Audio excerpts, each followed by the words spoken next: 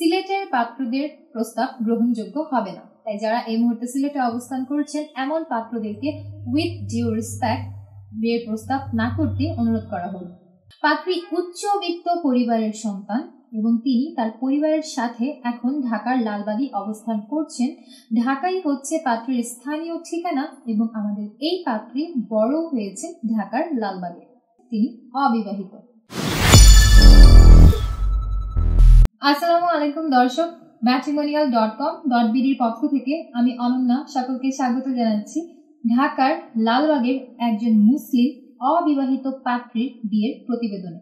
শুরুতেই আপনাদেরকে পাত্রীর আইডি নম্বরটি জানিয়ে দিচ্ছি। পাত্রীর আইডি নম্বর হচ্ছে 217873। আবারও বলছি, পাত্রীর আইডি নম্বর হচ্ছে 217873। আমাদের এই পাত্রীর নাম সালমা খানম পলি। পাত্রীর ডাক নাম সালমা। পাত্রীর বয়স 42 বছর। পাত্রীর উচ্চতা 5 ফুট। পাত্রী মুসলিম পরিবারের সন্তান এবং তিনি ধর্মীয় অনুশাসন মেনে চলেন। আমাদের এই পাত্রী এসএসসি কমপ্লিট করেছেন। বৈবাহিক অবস্থার ক্ষেত্রে তিনি জানিয়েছেন তিনি অবিবাহিত। পাত্রী বর্তমানে ঢাকার লালবাগে অবস্থান করছেন। পাত্রীর রক্তের গ্রুপ AB পজিটিভ। পাত্রী কোনো পেশাতে নিয়োজিত নন। আমাদের এই পাত্রীর গায়ের রং ফর্সা।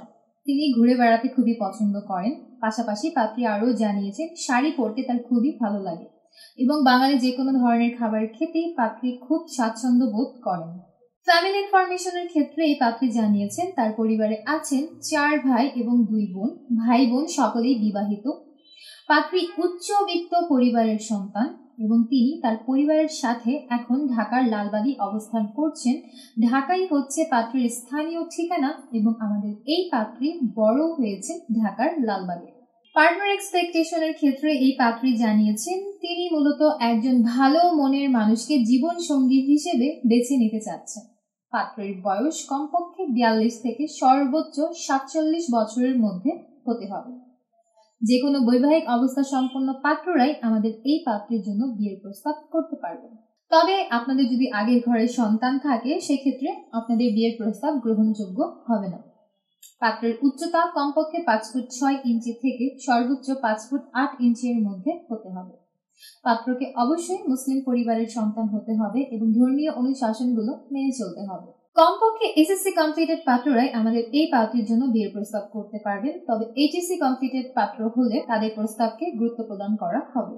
যে কোনো চাকরিজীবী বা নিজস্ব ব্যবসায় পরিচালনা করছেন এমন পাত্রদের বিয়ের প্রস্তাবকে আমাদের এই পাত্রী প্রাধান্য দান করবেন। যে কোনো গায়ের রঙের পাত্রদেরকে আমাদের এই পাত্রী সাদরে গ্রহণ করবেন। বাংলাদেশের যে কোনো জেলার পাত্ররাই আমাদের আজকের এই পাত্রীর জন্য বিয়ের প্রস্তাব করতে পারবেন। তবে ধূমপান গ্রহণযোগ্য হবে না।